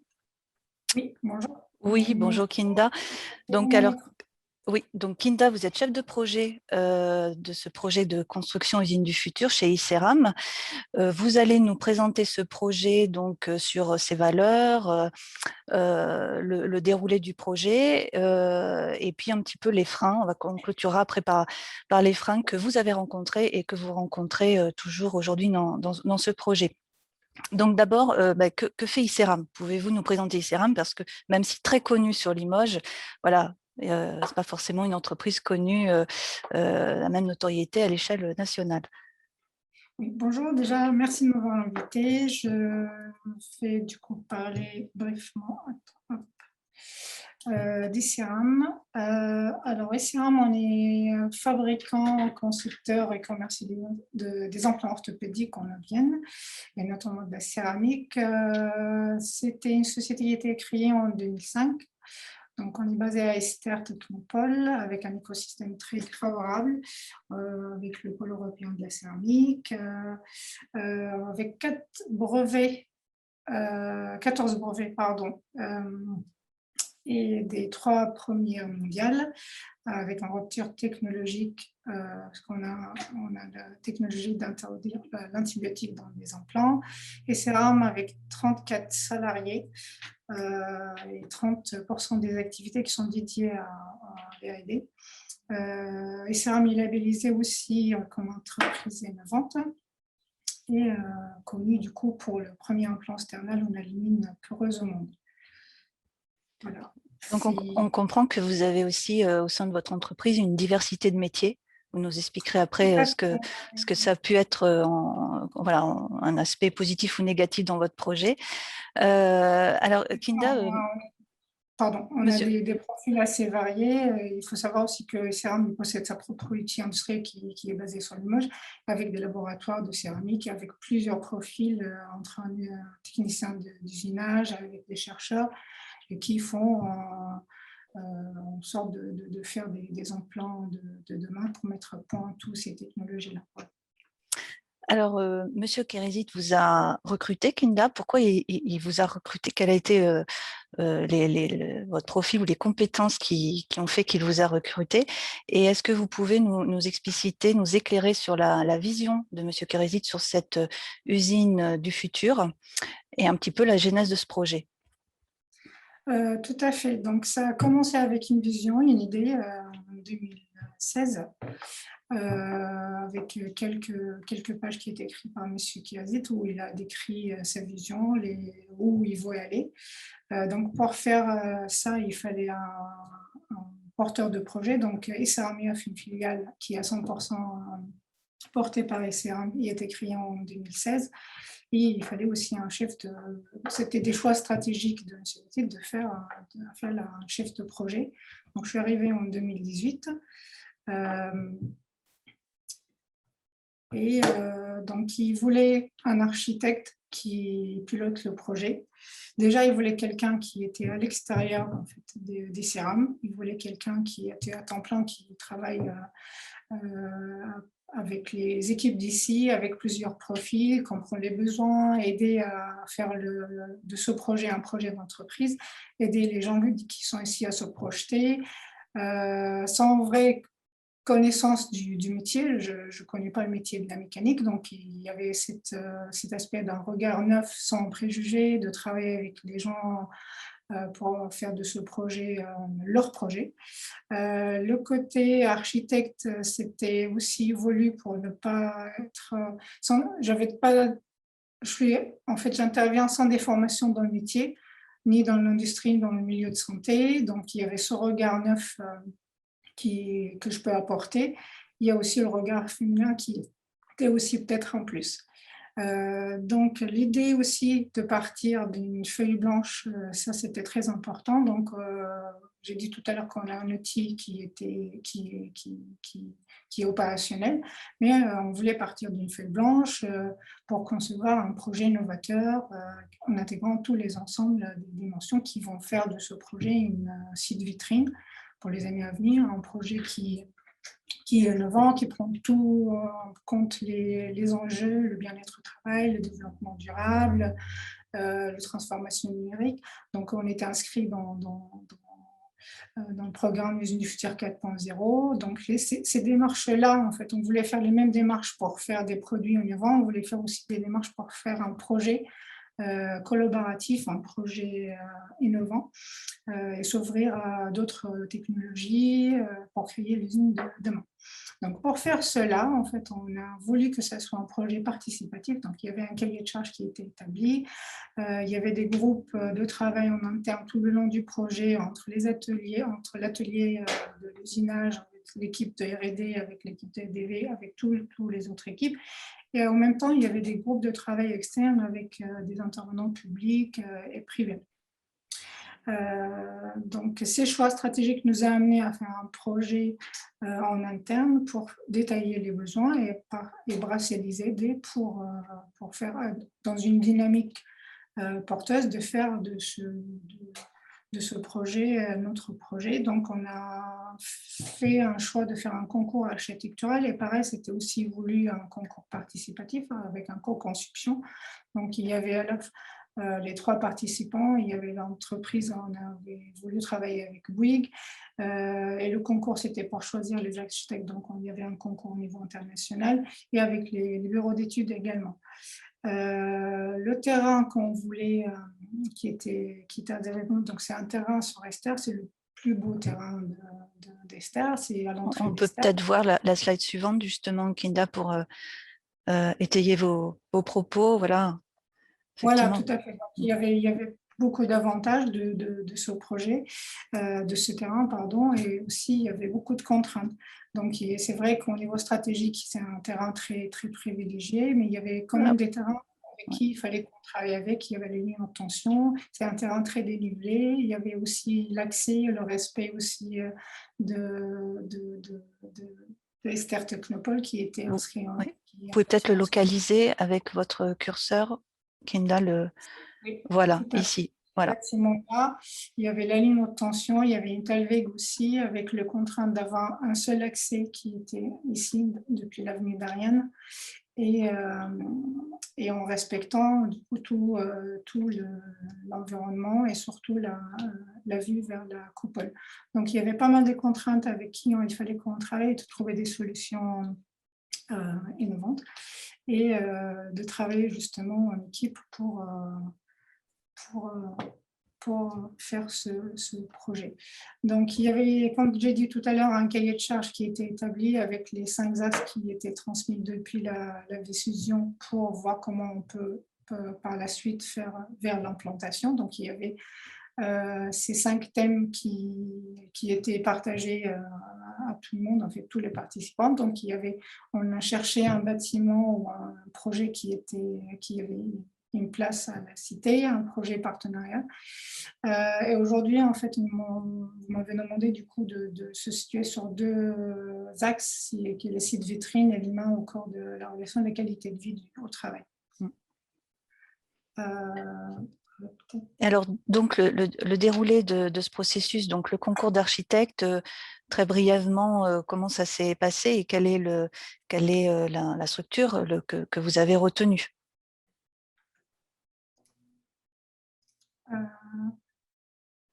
Ah, ça ne défile plus, Kinda? Voilà. Oui, c'est bon. Donc, il y avait du coup le concours international, c'était un marché privé. C'est vrai qu'il n'y avait pas beaucoup de modèles sur le marché privé sur lesquels on pouvait avoir des exemples ou des démarches à suivre. Donc, on a fait un marché privé sur un modèle de marché public. On a publié avec 102 candidatures et 102 dépôts de dossiers qui étaient divers et variés. Le concours, du coup, s'était étalé sur 3 étapes. Il y avait des étapes. En première sélection, on a choisi 8 esquisses. Du coup, on s'est trouvé avec 8 projets différents, avec 8 visions différentes sur le même terrain. Et du coup, c'était aussi très participatif. Il y avait tout le monde qui a participé au choix des projets. C'était des intervenants publics et privés. Aussi, en interne, aussi, il y avait tout le monde qui avait son point à donner, son vote.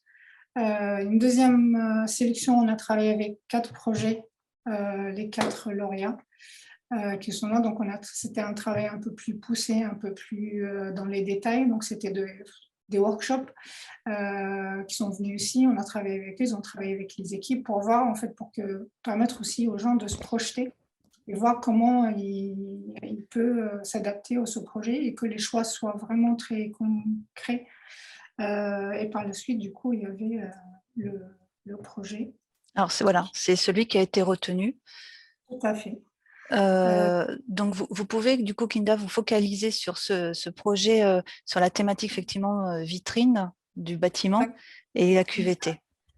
L'architecte, du coup, le studio Carme Pinos. C'était ce projet-là qui était choisi parce que c'était le projet qui était à la fois très parlant par rapport aux besoins qu'on a exprimés au départ, qui aussi exprimait en fait, qui répondait à tous les critères qu'on a voulu au départ, avec cette approche moderne et sur un site industriel. C'était aussi notre volonté de départ de changer l'image et les idées préconçues d'un bâtiment industriel. On voulait un bâtiment qui avait une signature architecturale, une outil de démonstration, qui fait showroom, qui est un centre de formation, qui est ouvert aux visites à n'importe quel moment. Il y avait cette côté aussi qu'on voulait un lieu d'accueil, un lieu de vie chaleureux qui attire, qui avec une transparence, une ouverture vers l'extérieur, une intégration dans le site, qui était aussi traitée partout au niveau des façades, au niveau de toiture, au niveau architectural, je veux dire, de la même manière. Il y avait des attentions portées à tous les détails.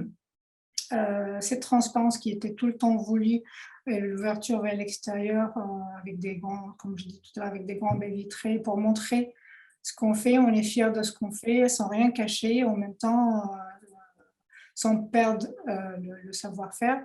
Et ça, c'est une marque employeur et c'est un projet qui attire, qui reflète l'image d'ICERAM. Et aussi, il y avait aussi à l'intérieur, comment ce bâtiment il va répondre aux besoins des gens qui travaillent à l'intérieur. Donc, il y avait le cherche d'un bien-être au travail qui était traduit dans plusieurs thématiques.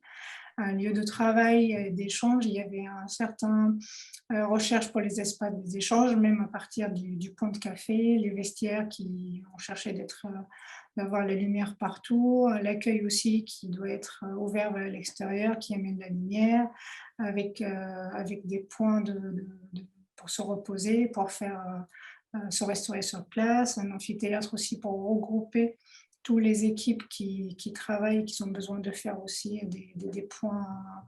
En fait, on fait des réunions tous les trimestres.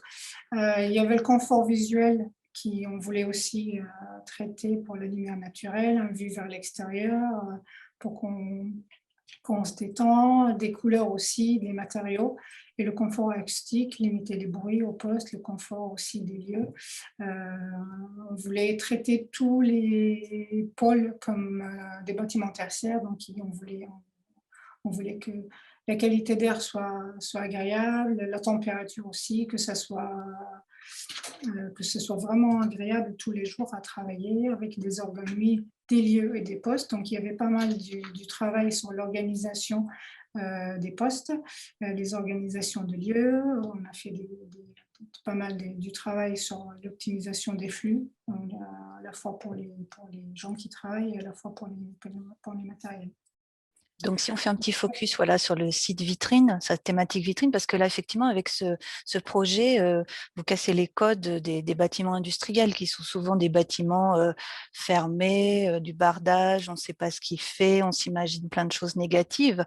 Et là, justement, la vision de M. Kérizit exprimée dans ce projet, c'est de donner à voir et d'ouvrir et d'être en harmonie avec un écosystème. Donc, vous pouvez nous détailler un petit peu ce projet et nous exprimer comment il répond à cette exigence. Tout à fait. Je vais défiler du coup les images du projet. Après, avec un petit vidéo, on peut voir du coup l'image de tout le projet. Cette idée du coup de faire une site vitrine qui est ouverte sur la cité, parce qu'on part de l'idée que un bâtiment, en fait, il va raconter l'histoire de ce qui se passe à l'intérieur. On voulait quelque chose, justement, on ne voulait pas justement qui ressemble à une usine. C'était voulu qu'un bâtiment en fait, qui accueille et qui attire le regard et qui reflète l'image de CERAM. Donc, il y avait cette ouverture et les grands baies vitrées pour aller chercher de la lumière partout. On voulait aussi, avec le dénivelé des terrains, en fait, c'était aussi l'intégration dans le site, c'était très important. Donc ça, le projet, il répondait parfaitement avec l'intégration dans le paysage. Et en fait, il se fondait carrément avec l'extérieur. Et la forme d'étoile, en fait, qui on rentrait et comme si, en fait, on sortait En même temps, donc c'était un bâtiment qui aussi pouvait répondre à l'évolutif des locaux, l'évolution des locaux dans le futur. Ça marche pas. Hop. Bâtiment évolutif et puis aussi dans une idée de seconde vie ou troisième vie, c'est-à-dire un bâtiment voilà, qui peut prétendre recevoir aussi une autre ou d'autres activités. Tout à fait, c'était conçu sur ce principe-là qui peut en fait évoluer dans le temps, on peut sans pour autant en fait casser l'activité qui est à l'intérieur et pourtant et après peut-être évoluer dans d'autres activités, recevoir d'autres startups ou d'autres entreprises qui peuvent aussi intégrer la société. Donc tous les locaux doivent être conçus pour qu'elles peut intégrer une activité qui est autre ou différente de ce qui existe actuellement. Comme ça, ce site-là, il va être vivant en fait tout le long de sa vie et même pour les années à venir. Donc ça, c'était aussi important, surtout par rapport à sa localisation qui était aussi très visible depuis l'extérieur. Donc là, on voit bien en fait comment il est. Ça, c'est la vue vers l'entrée. Donc c'est un bâtiment très accueillant en premier vue et en fait, il est très intégré dans l'environnement. Et le bien-être des locaux du coup, qui sont à l'intérieur, on les voit dans la qualité de vie de ces locaux-là, la lumière, les points de rassemblement. Il y a cette volonté aussi d'amener la lumière, même quand il n'y a pas, quand c'est pas ouvert vers l'extérieur, d'intégrer les cours intérieurs pour amener ce côté-là. Il y a des points de vie qui sont partout dans le bâtiment pour faire ce lien-là entre les équipes et entre les activités. Ouais. Vous pouvez peut-être faire passer les différentes slides, voilà, où on voit effectivement là aussi un choix sur grandes ouvertures, entrer la lumière naturelle, travailler peut-être sur les matériaux. Est-ce que vous avez avancé un petit peu dans le projet sur les choix des matériaux? C'est en quoi on voulait aussi des matériaux qui répondent aussi à notre volonté de départ de faire une usine environnementale, qui respecte l'environnement. Donc il y avait la double façade en fait qui donne la vue vers l'extérieur et en même temps en fait qui respecte l'intimité, en fait cet aspect-là en fait de travailler en confidentialité. Donc c'était un double façade où il y avait la céramique aussi qui était conçue. Là vous voyez les photos qui étaient avant, mais on a travaillé les couleurs pour qu'en fait ça donne aussi un aspect qui rappelle aussi la céramique, qui est un produit phare à l'image. Il y avait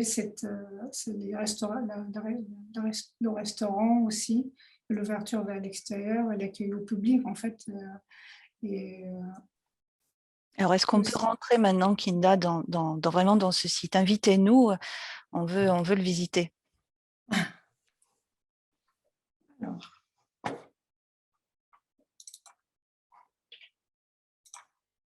Est-ce que... Oui, c'est parfait.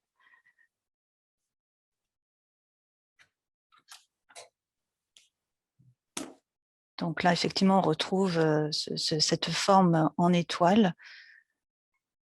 Voilà, ça c'est l'entrée principale où on voit vraiment l'accueil. C'est le bâtiment qui nous invite pour découvrir ce qui se passe à l'intérieur. L'accueil aussi, le restaurant et l'amphithéâtre qui peut être aussi ouvert depuis l'extérieur en fait. Et ça c'est le hall en fait quand on le voit de l'autre côté. C'est le côté traversante qui est très, très sympa. L'usine qui a la vue, comme ça les opérateurs, en fait, ils peuvent profiter de la belle vue qui est ouverte vers l'extérieur. Et à cet endroit-là, on voit la coupole et en même temps, en fait, on voit un bâtiment qui est bien intégré, qui épouse très bien, en fait, la nature autour de lui, avec cet apport de lumière partout. Et on va voir du coup l'entrée sur le hall, que c'est un lieu d'échange. Donc on rentre et tout de suite on sent comme si on est à l'extérieur en même temps. Donc, je vais peut-être profiter pour ne pas pénaliser le temps de parler des conclusions et des freins qu'on a rencontrés aussi pendant la construction de ce projet. Donc, il y avait à la fois des freins en interne, parce que c'était quand même un changement culturel pour les gens qui travaillent ici. Il fallait du temps pour qu'ils comprennent le projet et pour qu'ils se sentent à l'aise à se projeter et de sentir que c'est leur projet. Donc, c'était un changement d'habitude, un changement des fois radical. Il y avait une difficulté au départ de se projeter, mais qui est venue un peu plus facile avec le temps, avec un projet aussi concret. Donc, avec l'équipe, parce qu'il y avait des profils variés, leur métier est varié aussi. Chacun arrive avec ses bagages et ses années d'expérience. Donc, c'était dur au départ, mais ça commence à être plus concret, donc c'est super. Il y avait des contraintes aussi au niveau réglementaire. En fait, il y avait le terrain déjà qui avait pas mal des contraintes qu'il fallait qu'on fasse avec et qu'il fallait qu'on trouve des solutions innovantes pour avancer. Donc, c'est vrai que la réglementation, elle donne un cadre, certes, mais des fois, ça peut être bloquant même au niveau de l'aspect architectural. Donc, il y a des choix qu'on voudrait faire, la visibilité, la transparence, en fait, l'aspect des grands baies vitrées. Donc ça peut être des fois des freins qu'on ne peut pas résoudre pour répondre à certaines normes, mais c'est là où l'intérêt de sortir du cadre et de concevoir un bâtiment autrement. Donc c'est un challenge qu'il faut qu'on fasse avec et trouver des solutions qui sont adaptées à nos besoins et aux fonctionnalités du bâtiment. Donc, il faut être force de proposition. Donc, il y avait aussi la recherche de compétences qui peut nous accompagner au départ. Et ça aussi, on trouvait des gens qui avaient des idées et qui étaient prêts à partir. Mais c'est vrai que c'était toujours pour des rubriques à droite, à gauche. Et il y avait cette manque de quelque chose qui regroupe toutes ces compétences-là. Après, on ne va pas parler aussi des contraintes au niveau budget, au niveau... Et vous en êtes où, Kinda, donc, sur ce projet aujourd'hui? Donc là, on a choisi l'architecte et il y avait la période Covid qui nous a ralenti un petit peu, mais qui nous a permis aussi de réfléchir et de prendre le temps pour voir ce qui est essentiel dans notre projet, ce qu'on voudrait garder et s'il y avait des choses à adapter. C'est vrai, ce projet-là, vu qu'il répondait à notre vision de départ, le côté flexible et le côté ouverture, avec le Covid, ça nous a un peu rassurés et ça nous a aussi mis des cadres et des priorités. Donc, on est en train de voir nos surfaces vraiment pour que ça soit adapté. On est en train de détailler en fait les besoins, de dessiner tout, comme on a entendu pour le premier témoignage, en fait de dessiner même les machines, les emplacements, tout ce qu'il y a à côté pour voir en fait dans le lieu comment il peut être mieux adapté aux gens qui travaillent ici et qui a l'ergonomie au poste qui peut être optimisée et qui peut être dans le meilleur, qui peut être adapté au mieux. Voilà. Au mieux. Merci Kinda. Oui. Et puis, nous invitons ICERAM à participer au dernier webinaire. Ça sera l'occasion pour vous de rencontrer des professionnels locaux en espérant qu'ils pourront vous apporter des solutions techniques qui correspondent à vos exigences. Merci beaucoup, merci à toutes les deux. Merci Kinda, merci Florence. Oui, effectivement, il y a des acteurs de la construction et de la rénovation qui sont ici. Donc là, on est plutôt sur la construction. Donc n'hésitez pas à leur faire appel. On enverra la liste de toutes les personnes inscrites et présentes dans la restitution de ce webinaire. Hugues, je te laisse on a pris un peu de retard. Il y a Kevin Franco qui doit nous quitter. Je lui ai proposé de prendre la parole avant de nous quitter tout de même pour nous faire un peu son ressenti depuis les Hauts-de-France sur cette série. Puis je continuerai juste après avec le panorama qui sera succinct dans la continuité. Kevin, merci. Merci Hugues. Bah oui, un petit ressenti. Enfin, je trouve vraiment que des beaux projets. Ça fait du bien d'entendre ça aussi parce les visiteurs qui viennent d'autres régions, quand ils viennent chez nous, nous disent souvent, mais dans le Nord, vous êtes très mobilisés sur ces sujets. Chez nous, il se passe pas grand-chose, mais je constate que si, il y a quand même des régions très actives sur le sujet. Ça fait du bien d'entendre de parler de paille, de différents matériaux, d'ouverture sur l'extérieur. Enfin, je trouve que c'était assez commun à tous. C'était le côté on ouvre, on a besoin de voir l'extérieur, de sortir de cette coque bâtie où on travaille toute la journée et autres. Donc très intéressant. Et ce que je retiens aussi à travers les projets, c'est la mobilisation collective autour des projets de bâtiments. Que c'est bien sûr l'affaire de spécialistes entre architectes, bureaux d'études spécialisés, de contractants généraux, etc. Mais c'est aussi l'affaire des personnes qui vont occuper le bâtiment et qui en fait savent ce qu'ils veulent. Et quand ils s'approprient le projet, on voit que c'est globalement des réussites derrière. Donc voilà, c'est ce que je retiens de ça et donc, très intéressant. Merci beaucoup pour l'invitation. Emmanuel s'excuse encore de ne pas avoir été là aujourd'hui, mais il vous salue bien chaleureusement. Et puis, bravo pour cette initiative. Merci beaucoup, Kevin. Alors, justement, en parlant de mobilisation, j'en profite pour faire une réponse à France. L'articulation entre Usine du Futur, BDNA. Donc, BDNA, c'est, pour ceux qui ne le savent pas, c'est une démarche qui est bâtiment durable Nouvelle-Aquitaine. Il y a des réflexions avec la région. Si on a la performance industrielle qui est présente, c'est qu'il y a un constat que les bâtiments industriels ne sont pas suffisamment ou pas du tout accompagnés. Il y a une présentation des dispositifs financiers la fois dernière. Je pense que peut-être au second semestre, il y a des choses qui vont bouger un petit peu sur ces dispositifs financiers-là. BDNA, bien sûr, pourra accompagner ce type de projet, mais France, tu as raison, il y a une articulation à trouver entre usines du futur, bâtiments du futur et autres. La suite, à très vite. En tout cas, merci beaucoup, Kevin. Allez, 5 minutes pour le panorama, Hugues. À bientôt, au revoir tout le monde. À bientôt, merci, Kevin. Merci. Ok, allez, je fais court en 5 minutes. C'est parti. Donc, l'idée, c'était de vous dresser un panorama complémentaire d'exemples. Donc, tous ces exemples, enfin, la plupart de ces exemples sont issus d'un outil qu'on a développé qui s'appelle le panorama des réalisations bois que vous avez en ligne en accès gratuit. Donc, je vous invite vraiment à y aller. Ça va aller assez vite, mais sur l'outil en ligne, vous avez les détails des projets, des fiches avec à chaque fois des informations assez précises, aussi le lien vers les acteurs. Donc, il y a plus de 4500 références et on a tout ça grâce à la contribution des porteurs de projets et des architectes qui ont voulu faire leurs ouvrages. L'objectif, c'est bien sûr de promouvoir ces bonnes pratiques au bois, bien entendu, mais pas que les autres matériaux à faire de nos territoires. Donc, c'est parti. Première réalisation, donc une réalisation assez proche de chez moi, atelier agroalimentaire collectif. Donc, c'est un bâtiment d'une typologie industrielle assez spécifique parce qu'il est public.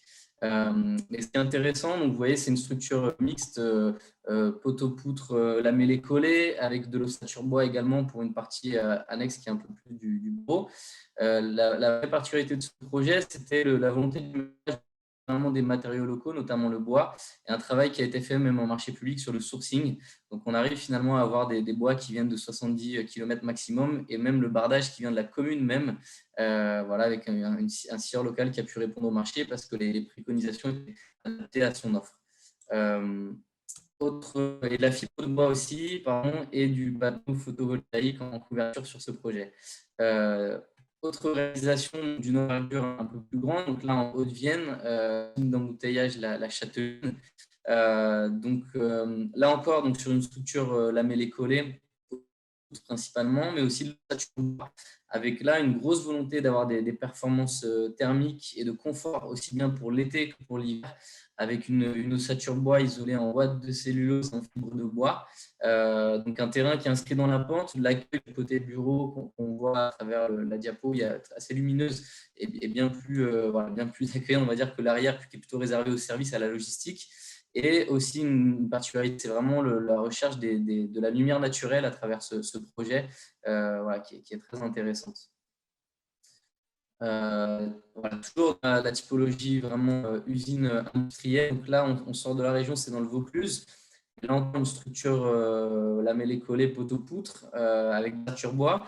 une volonté d'avoir un projet assez compact qui associe là encore les bureaux et l'usine de production, la volonté voilà, de rester sur un même ensemble, aussi dans la perspective de réversibilité si l'ouvrage devait être amené à changer de porteur. Un travail aussi important sur l'éclairage naturel et sur la gestion en fait, du confort d'été avec des occultants qui sont réversibles et qui permettent de ne pas non plus souffrir des chaleurs estivales. Il y aurait tellement beaucoup de choses à dire. Là, donc, c'est un projet qui est dans les Landes, usine positive parce qu'il y a eu un gros travail de fait sur les performances thermiques avec 220 kWh par mètre carré et par an sur l'ensemble, la production plus les bureaux, et une production de panneaux photovoltaïques également qui vient compenser du coup cette consommation, donc vraiment une usine neutre. Et qui a été pensée, donc c'est l'usine Wateco, donc ils fabriquent de la ouate de cellulose, donc bien sûr il y a de la ouate de cellulose dans leur mur. Mais ce qui est intéressant aussi, c'est la volonté à travers la structure, la trame en l'a collée, de pouvoir gérer une extension de manière assez simple. Et c'est ce qui a été fait donc, dans un deuxième temps. Donc on a des trames qui vont jusqu'à 30 mètres de portée, on a mis les collets des trames tous les 6 mètres, et donc qui ont pu accueillir une extension assez récente de l'usine. Une VMCW aussi sur ce projet et un travail en amont d'études de simulation en thermodynamique pour vraiment. C'était un projet qui a presque 10 ans maintenant, donc assez précurseur à l'époque. Le centre technique communautaire et centre de transfert de Naves. Donc là encore, un projet qui s'inscrit dans la pente, assez intéressant avec le lamellé-collé du coup qui va venir épouser avec cette forme assez singulière, mais qui permet voilà, d'épouser la pente et de garder un côté très fonctionnel par ailleurs. Et puis en complément des bureaux isolés, là encore en fibre de ouate de cellulose, en ossature bois, mais avec un parement en zinc, c'est le choix qui a été fait pour trancher. Beaucoup d'ouverture là encore, mais vous voyez toujours la précaution des protections solaires pour le confort d'été. Une toiture végétalisée sur les bureaux également qui vont permettre d'améliorer le confort d'été, de la gestion de l'eau qui a été prise en compte aussi sur ce projet. J'ai presque fini, donc une rénovation assez intéressante parce que c'est du bâti des années 60, assez vétuste au niveau thermique, là pour les dépôts de picotis. Donc il y a une rénovation avec une enveloppe en ossature bois, isolée toujours ouate de cellulose fibre de bois, menuiserie intégrée qui a permis de faire d'une pierre deux coups entre l'isolation des murs, la rénovation des menuiseries et puis surtout le parement qui vient redonner un aspect au bâti existant. Tout ça en préfabrication avec des temps de chantier réduits. Là, l'extension d'une usine dans la Creuse, l'usine Alzapan, qui est un acteur de la filière bois, donc qui voulait utiliser du bois. Néanmoins, c'est heurté au problème du surcoût. Ils ont estimé à 10% le fait de passer en bois par rapport à une structure ils avaient imaginé en béton. Et en fait, ce qui a tranché, c'est le fait déjà le gain de temps en pause, en chantier. On est seulement sur 4 semaines là, pour la pose de toute la structure bois. On a des portées de 37 mètres et avec du bois vraiment qui est local, qui vient de 70 km d'une usine d'un fabricant vraiment local, mis en œuvre par un charpentier juste à côté. Et donc des économies au niveau environnemental. On est à 8 convois exceptionnels de Bourganeuf à 70 km contre 4 l'équivalent en béton qui serait venu de Perpignan, donc à plus de 500 km. Donc ça a fini puis une volonté politique aussi vraiment d'utiliser le bois qui a permis de finaliser ce choix assez intéressant. Et pour finir, on fait un petit clin d'œil au chai de tout à l'heure, donc une autre réalisation, les chais cuviers de Château-Malray en Gironde. Là, il y a eu deux parties. Une partie rénovation, c'est la partie du bas. En fait, ils sont venus créer une sous-structure existante pour pouvoir créer une isolation. C'était la volonté. L'isolation de chais en liège, donc c'est symbolique aussi par rapport au domaine d'activité. La charpente est elle en chêne, mais donc c'est symbolique aussi, mais il y a aussi un aspect intéressant sur la durabilité naturelle du chêne dans un milieu avec une hygrométrie forte. Et puis les cuviers qui ont été créés avec une charpente assez emblématique en Douglas, naturellement durable. Voilà, donc c'est tout, je crois que j'ai fini. Ça a été assez expéditif, mais c'était l'objectif, donc j'espère que ça y a répondu. Je vous invite à aller et je reste en allant voir les fiches et puis je reste à votre disposition si besoin. Voilà. Merci beaucoup, Hugues. Alors, ça a un peu lagué. Je pense que tu nous avais indiqué 13h15. Il est 13h15. Donc, en tout cas, un très grand merci à tous nos intervenants. Merci beaucoup, Hugues, pour cette présentation qui nous donnait un panorama supplémentaire des 4 retours d'expérience que nous avons visités aujourd'hui. Et un grand merci à la région Nouvelle-Aquitaine, en la personne de Virginie Thomas et Florence Rouffaut, qui nous ont soutenus dans l'organisation de ces webinaires et qu'on dit attention, on vous aide. Effectivement, les bâtiments industriels, on les accompagne au moins techniquement. C'était vraiment l'objectif de ces 2 premiers webinaires. Vous l'avez dans la discussion et dans le fil de discussion pour vous inscrire au prochain webinaire sur la mise en réseau. Donc, c'est le 6 juillet. 11h30, 13h. Et donc là, ça sera un speed meeting en direct live où l'opportunité d'être à distance va nous faire rencontrer des gens qui sont loin de chez nous sans bouger de notre bureau. C'est formidable, n'est-ce pas? Merci beaucoup, Hugues, pour ce 2e webinaire. On vous dit à très bientôt. Si vous avez des questions, n'hésitez pas, contactez-nous, sollicitez-nous. Si vous voyez qu'il y a des thématiques que nous n'avons pas encore abordées et qui vous manquent pour perdurer, enfin faire fonctionner vos projets et que vous, en tant qu'acteur du bâtiment, vous avez envie, besoin de parler de vos savoir-faire, n'hésitez pas, appelez-nous, on essaiera de trouver les meilleures solutions. Donc, à très vite. Merci, bon appétit à tous pour ceux qui n'ont pas déjà entamé les casse-croûtes. Au revoir. C'est ça, bon casse-croûte alors. À très Ouais, bientôt. merci. Restitution à venir. Bon, ça c'est fait. Allez, je mets fin à l'enregistrement. Clac.